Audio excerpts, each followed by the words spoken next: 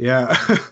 I do. I totally believe in therapy. I totally support it, and people go into therapy and getting help in that way, because it's really, for myself personally, it's helped so much. And I've been able to work through some real heavy stuff with my therapist. I believe in it, because it's helped me.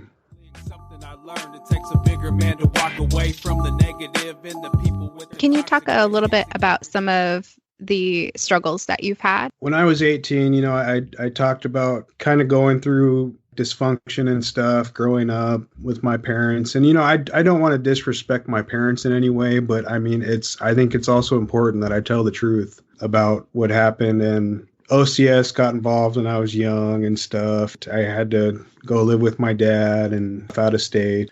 Everything was okay for a while. And I went down to Colorado and I loved it down there, graduated high school down there, made lifelong friends who I still talk to today and stuff. But when I was 18, I noticed that this resentment, like this rage started coming up inside of me when I was 18 years old. I just graduated high school. I don't know what it was. I got this resentment, towards lots of people in my life who I felt harmed me, and I started drinking. Like alcoholically, I kind of drank in high school and stuff, but it was more of like a social thing on the weekends. It was high schoolers go to parties and stuff on the weekends and stuff. And, but I noticed in 18, like I was using it to cope with this pain that just became my way of life for years. I mean, and this is until I quit drinking in 2016, when I was 27 years old, and I went to treatment. That's what I live for. I live to either be drunk or high on whatever, and just to numb that pain. And I'm the type of drinker, when I drink, I get blackout drunk. I mean, to me, it was like a 50-50 shot. I'm an alcoholic, I'm an alcoholic in recovery now. I don't drink or use anymore, but that's the way I roll. When I drink to get drunk and numb the pain. And in that whole process throughout my adulthood, from like 18 to when I got sober, I've hurt a lot of people. I've said and did some awful things. I've gotten in trouble with the law. I've gotten DUIs. I've been to jail. I've been incarcerated because of it. It was like a path of destruction, that I caused. And I was trying to numb myself. So, that stuff I'm still dealing with today and trying to work through, trying to make amends to people that I've hurt, the harm I've caused, and really take ownership of it today. Because when it comes down to it, my part in it was I made that choice to drink and do those things, but I've made a lot of mistakes. It was bad for a long time. I lived every day to numb myself with substances. It kind of came to a point like just over 4 years ago, like I literally had nowhere to go. Couldn't stay with my mom because my drinking got so bad. She had her partner coming into town. And so I started walking the streets of Anchorage. I didn't have any place to go, and I couldn't stay with family or friends because I was drinking. I walked the streets of Anchorage. I walked the trails like all night. Had a backpack full of clothes, sleeping in porta potties, and just to stay out of the elements, putting on every piece of clothing that I had to stay warm, and sleeping under trees and things like that. That's where that got me. And it finally came to a point to where it was like just over 4 years ago, I was drinking with these guys, these other homeless guys. I was talking or something. I don't remember what happened, but I had a bottle of booze in my backpack. These guys jumped me. They stole my bottle, stole my backpack, and I literally had nothing. My face was all black and blue, swole up, and that was it. Like I literally had nothing. So,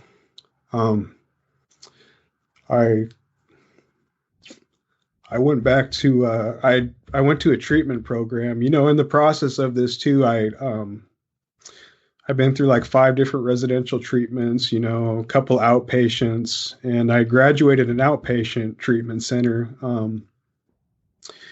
and like 2 years prior, and I walked over there, after getting beat up and having nothing, and my old counselor was still there, and I walked in and I talked with her, and I just said, I need help. I don't know what to do, but I need help. And she was working part-time at the Ernie Turner Center, and she made a phone call, and I was able to get in treatment 3 days later, and jumped this waiting list. And I called my auntie up, my Auntie Diane, and I said, can I stay with you until I get into treatment? And she let me stay there. She let me wash my clothes, and yeah, I got into treatment. I graduated, and I've never looked back. I've been sober ever since then. And but anyways, yeah. Thank you so much for sharing that. Wow. You're welcome. I think it's just important that I share things like that and kind of share part of my story, because I've seen it with a lot of men that I work with, a lot of people, in general too. I mean, a lot of people are hurting out there, and they're turning to unhealthy ways to cope with it, and I get it. I totally get it. I did that for a long time. But I just like to share with people. Like there's always hope, and there are ways to feel better. It's about making that decision, but I get it. It's hard, it's really hard for some people. Obvious and on display, living in the past, not focusing on today. Life is hard enough, dog. What would you say to other men who might be struggling with some of the same issues, or struggling with their own health and wellness? I would really just encourage them to hang in there. There's hope to feel better, hang in there, reach out for help. There's nothing wrong with asking for help. There's nothing wrong with being tender, sharing your feelings, sharing your heart. It's okay. It's okay to do that, and there's lots of different support out there. And just seeking that, and maybe identifying a support system or what support looks like for you. Having a healthy person or a healthy support group to go to, or, and kind of identifying what that is. I think that's really important to have that network. You deserve a good life. You're worthy of it. And you're not alone. There's lots of other people, myself included, who have felt sad, angry, resentful, guilty, made mistakes. I still make mistakes, but it's just important to realize that you're not alone and that it's okay that you feel this way, and kind of normalize that, I guess. It's also important to take accountability too for your life and making good decisions. I truly believe that the only thing that we own in this life is the choice we have in front of us right now, and you can either go an unhealthy path or, you can put your best foot forward, and just really encourage them to put your best foot forward, and make a healthy choice for your own wellness. Some healing in a soul shift. Heart was hard and colder than a snow drift. Funny how today. Can you talk about some of the resources available that maybe somebody who doesn't know, if they want to reach out to somebody, or if they need to create that network that you were talking about? What are some of the resources available for Alaska Native men? There's lots of support meetings out there, support groups that, address addiction and all kinds of stuff. There's different talking circles. There's 12-step meetings, and I encourage them to look at that. Look online, Google it. As Alaska Natives too, we have behavioral health services available to us at no cost. For me personally, I use 12-step meetings to kind of help get me really into the process of recovery.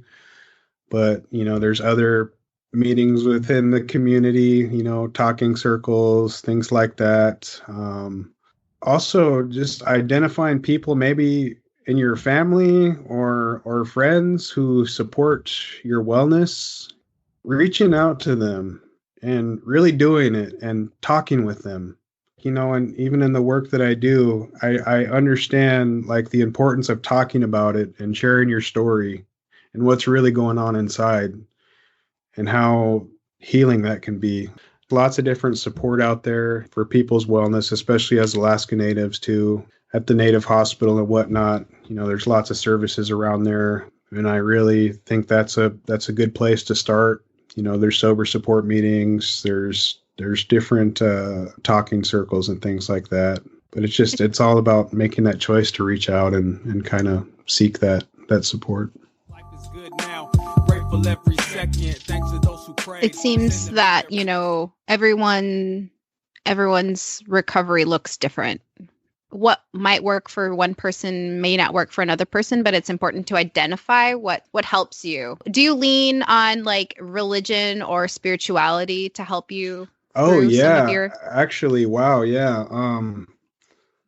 It's huge, and it's like what sustains my sobriety at the end of the day. I can't believe I haven't talked about that yet. Is my spirituality, my faith in a higher power, who I call God. But I understand it's different for everyone, and I totally respect that. But it's like what you're saying, it's whatever works for you. I hear at these like 12-step meetings a lot, take what you like and leave the rest, but I really do rely a lot on my spirituality, my faith, and my higher power.